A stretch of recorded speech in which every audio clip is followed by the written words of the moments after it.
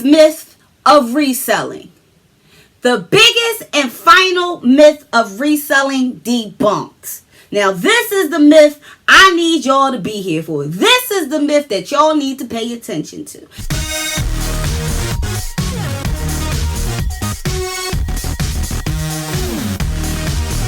Hey, you guys. I'm Ebony, owner and operator of SkirtsSewPretty. And I am here today to break down 4 reselling myths. Reselling myth number 1. Our first reselling myth debunked. Reselling myth debunked number 1.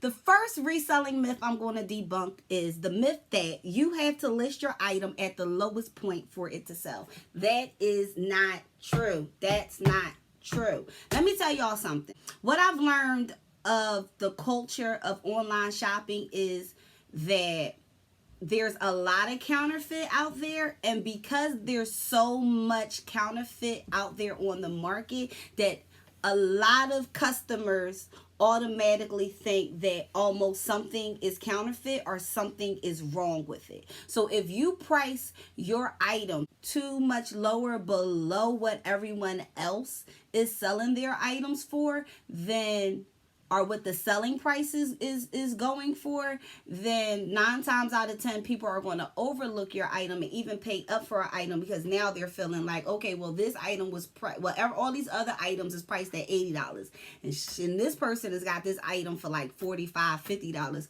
What's wrong with it? Why is it priced so low? I don't want it. I would rather pay $80 because it's going to be a much less chance that it's going to be something wrong with it. You don't want people to have that type of thought when they are purchasing your items and going into your closet. So definitely check the comps. You want to be competitive, but you also don't want to shoot yourself in the foot. So definitely check to see what the items are listed for and what they are selling for.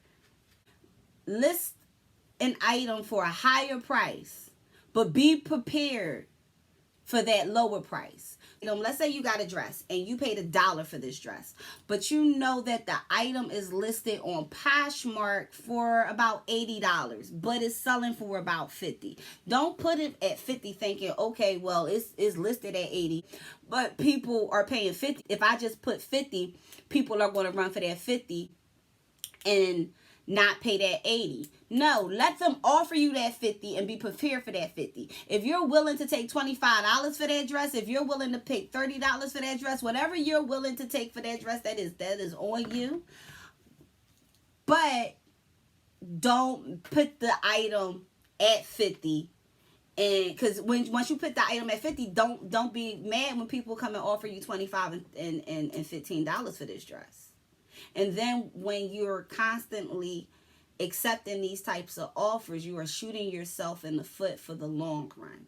So, know the worth of your items, price accordingly, and you're ruining the comps, and you're bringing down the price of items. So let's say that you have this dress that is selling for $80, but because you paid $1 for it, you're willing to take $30 or $40 for it. You're willing to take, or $50. You're willing to take something way lower than what everyone else is accepting. Well, when you do that, you are actually kind of ruining the comps for other people.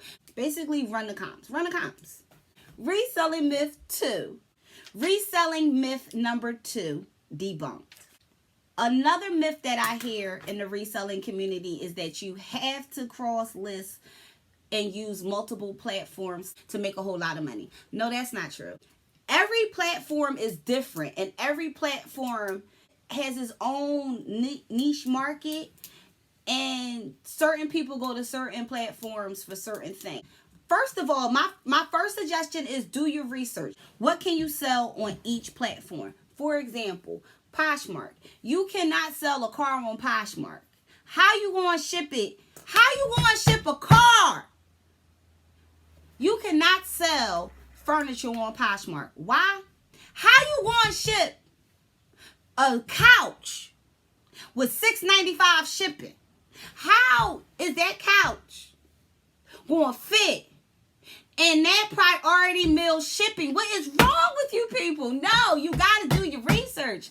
Lord, like I was just talking to one of my PFFs, a black girl around town, about that the other day. Like, dead ass, like every time I see people post couches and TVs and stuff, I'm just flagging it. Like, how y'all milling at? This is for clothes. So I say that to say that each platform you could do something different on. So no, you can't do that on Poshmark. Poshmark is for fashion. Poshmark is for accessories. That's what Poshmark is for. Whereas though on eBay, you can sell things like that. eBay is for everything. Depop is it's kind of vintage, millennial, and then you have Mercari, which has a little bit of everything. You have Etsy, which the handmade, homemade type items go really well on there. The custom made items go really well on Etsy. So each platform does something different. So know your items.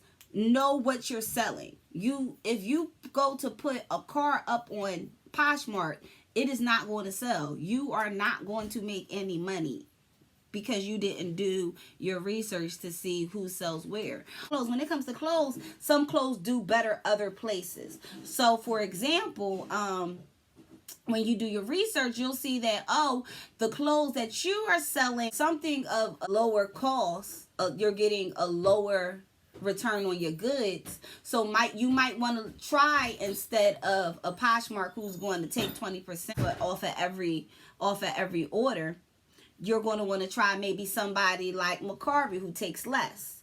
eBay takes less. Vinted takes nothing. So do your research. And you also don't want to waste your time. So you might have this one type, because you're only doing clothes, and you might have this one type, and you might say, I'm gonna put this one top on eBay, Poshmark, Etsy, Mercari. I'm gonna put it across 6 or 7 platforms, but I also have 30 other items that I need to sell. Are you going to put all those 30 items on all of those platforms? You might have that one vintage piece that might sell better on eBay than it does on Poshmark, might sell better on Mercari than it does on eBay. Figure out what works for you. There's no one way to resell. Like, dead ass, there is no one way to resell. We all resell different. We all have different things in our closets. Don't think that you have to do what everyone else is doing. That's not true. Do what works for you. Take what tips work for you. You can follow my advice, other people's advice, nobody's advice. Do what works for you. Everything sells differently on every site, and you want to identify which platforms are best for your products. Reselling myth 3. So myth number 3 is that you need a whole lot of capital to start your reselling business. That is not true. You can start your business for $100. You can take $100 and start your boutique. You could take $100 and start your reselling business. All it takes is $100. What you really need is to have the determination in you, to have the want and the desire in you to make this $100 turn into $100,000, to make this $100 turn into $1 million. If you're not going to take the sacrifice, and if you're not going to put the work and dedication to turn and flip that $100, then no, it's not going to happen. But can you do it? Oh yeah, you could definitely do it. You could definitely do it. I started my business in August 2018 with $200. $200. And I am a full-time reseller. You can start your business with $100 in your pocket. Easy. You do not need a whole bunch of money to start your business. You don't. You don't need thousands of dollars. You don't need to go to the bank and beg them to take out a second mortgage on your home. You don't need to do none of that. Not when you own a smartphone, not when you got one of these in your life. Why? Because you can use all the free stuff to your advantage. And the free stuff is information. Information is free. What you do with it is what's going to cost you, because it's going to cost you your time. What you do with the knowledge is free. You can go get the knowledge. It's not hard to get the knowledge, but what you do with the knowledge is what's going to cost you. With $100, and a smartphone, you can easily get your business started. How? You can download free apps to help you with marketing. You can get on social media. You can teach yourself about hashtags and SEOs. That's free. That's just going to take you, you're going to have to take the time to research all of this. How can you start your inventory? Well, first start your inventory with going into your closet. If you're a reseller, what are the items that you're not wearing anymore? Pull that stuff out. You can sell that. Going to your friends and family. Hey, do you have any items that you're about to get rid of? Can I have it to invest in my business? Thank you. That's inventory. You can go thrifting. You can learn the thrift stores. You can learn their pricing. You can figure out your price points. And there you have less than $100 that you have spent to get your business started. Most of the major shipping carriers give you free shipping supplies. USPS, UPS, FedEx. All you have to do is go on their line, sign up for an account. It is free, and now you have free shipping supplies. When you are shipping on Poshmark, you use the priority mailbox. Your shipping labels is free. Your cell phone, you're downloading apps. You are signing up for free shipping materials, shipping. You're signing up for free shipping supplies, and you have your phone. So between your phone, and if you are looking for new items and you're trying to start a boutique, you have your phone and you have the internet in front of you. If you are reselling, you start with your closet. Don't worry about thrifting, not right away. Start with what you have. That's it. Reselling myth 4. The biggest myth of reselling. The biggest and final myth of reselling debunked. Now, this is the myth I need y'all to be here for. This is the myth that y'all need to pay attention to. That you're going to easily find other people's junk and sell it on the internet and make a ton of easy money in no time. Boo boo, let me tell you, that is not true. Stop.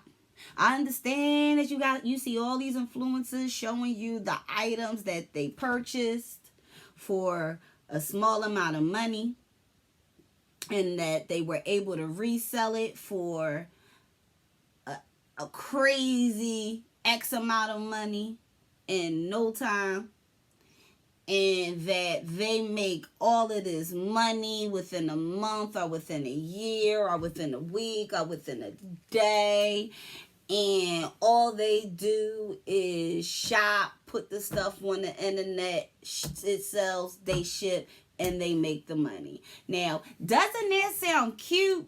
Doesn't that sound fun?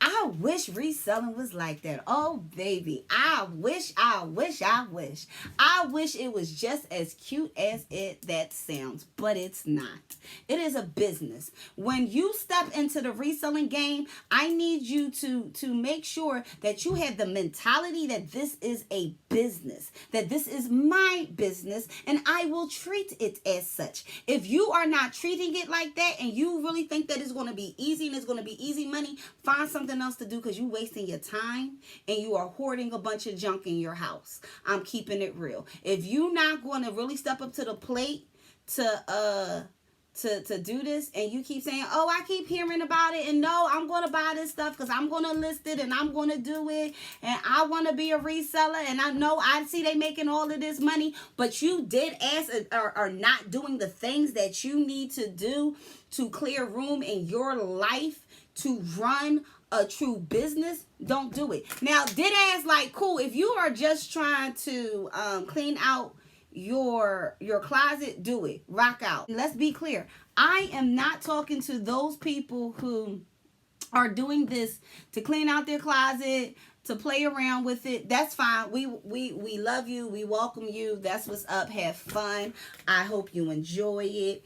And I hope that you decide to switch over to the entrepreneur side. Now, is those people who are on the fence of if they should switch over to the entrepreneur side of it, and those people who are going into it knowing that they are doing this as a full-scale business, a full-time business, I'm talking to you, boo. I need you to sit down and talk to yourself and ask you, do you really want this?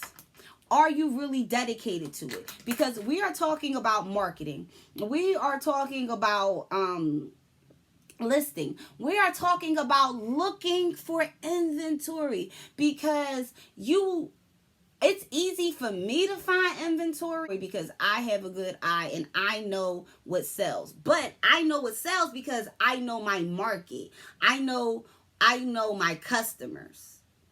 I've studied my customers. See, I took the time to get to know my customers. I took the time to see what the market was doing. I took the time to do the proper research. I'm saying if this is something you really want to do, you will take the time to truly put the effort into it. When I tell you going full-time into Poshmark, I initially started Poshmark. I started Poshmark as a full-time entrepreneur going into it. So I had the mindset from the very beginning of, this is my full-time job. I need to make X amount of money a month for this to truly be my full-time job. If I don't make this amount of money in the first 60 days to show me that this can be my full-time job, I need to step it up, because this was going to be my full-time job, because I really did not want to go and ask somebody if I could please work for, please sir, I mean, shit, y'all going to say no. Reselling is not an easy game. It's not. Like, let's just be real. Being a reseller is not easy, but it's also not hard. And it's not hard if you truly enjoy what you're doing. So as long as you set your foundation, as long as you can find what it is that you like to sell, what type of market you're looking to get into, what goals you're trying to accomplish, and you set that beautiful foundation, everything else comes with it. It's like, being a reseller is one of the hardest jobs I've ever had in my life. But what I love about it is it's also the most challenging. Reselling has taught me to be patient. Reselling has taught me a lot. Like, reselling, like, I definitely would give my growth to reselling. Like, because I took my business so serious. And because I took my business serious and I truly loved what I did and I wanted to be taken serious, I had to take it serious. And taking it serious, I had to say, okay, what are my goals? What are the things that I'm trying to accomplish? Reselling can be easy if you set aside time. You can't go into this thinking, okay, this is my business, but I'm only going to work on it 2-3 times a day. If you're truly in it, you are going to see yourself working overtime every day, burning the candle every day, because you are so focused on making your business grow. You're going to work more time for your personal business than you are at your job. So you have to truly make sure that you're doing something that you enjoy. Have realistic goals. Have realistic goals. That is my number one tip. Don't get caught up in what everybody else is doing. Don't get caught up in, oh, she sold all of these packages. You don't know what's in those packages. You don't know how much she paid for those items. You don't know what those items sold for. You don't know how long those items have been sitting in her closet. Stop getting caught up in what other people have on their plate. Concentrate on what's on your plate. What's on your plate? What are you eating? Why are you worried about what's on her plate? You're a vegetarian. She eating pork. Muslim. You a vegetarian. You don't even eat that shit. You don't want that hamburger, so why are you worried about her eating a hamburger? Worry about what's on your plate. Worry about your cantaloupe. Worry about your kale. Why are you looking at her plate. You only eat seafood. You cannot stand chicken. You hate chicken. You don't eat it. So why are you worried about what's on her plate? You don't eat it. You don't want it. You don't want it nowhere near you. So why are you worried? Focus what's on your plate. And as long as you are focusing what's on your plate and what you are bringing to your table and what's going on you, at what is being served to you and what you are serving out, you're good. Stop worrying about what's on other people's plates. But also know that just because you're vegan, she don't eat pork, even though everyone eats something different, we can all come and sit at the same table and we can all eat together. What you eat doesn't make me shit. What you eat don't make me shit. So I don't care what's on your plate. I care what's on my plate. My plate good. My plate cool. My plate cool. My plate is bumping. Anybody? Y'all cool? Y'all good? Y'all wanna? We can all. I'm so concentrated on my plate, and I'm so happy with my plate. Y'all plates I could care less about. Nobody else's place I could care less about. And as an entrepreneur, you have to get in that mindset. Do not worry about what's on anyone else's plate. You don't know what they had to do to get there. You don't know that she's diabetic, so she cannot eat the sweets, and that she's kind of looking at that other girl's plate, kind of wishing that she could have cake. You don't know that she's allergic to seafood, but it smells delicious. So she's kind of stuck eating this dry ass chicken. Don't worry what's on nobody else's plate, because you don't know how they got what they got on their plate. You don't know how long it's going to be on their plate. And it's none of your fucking business. And it's none of your business. It really isn't. Worry about your plate. So with debunking the myth that is easy, no, reselling is not easy. Reselling is one of the hardest things I have done in my life, period. But you gotta be able to, you gotta love a challenge. You gotta be up for the challenge. And you gotta be willing to be patient. Be patient, especially be patient with yourself. Be patient and don't judge yourself. And only worry about what's on your plate. Deuces.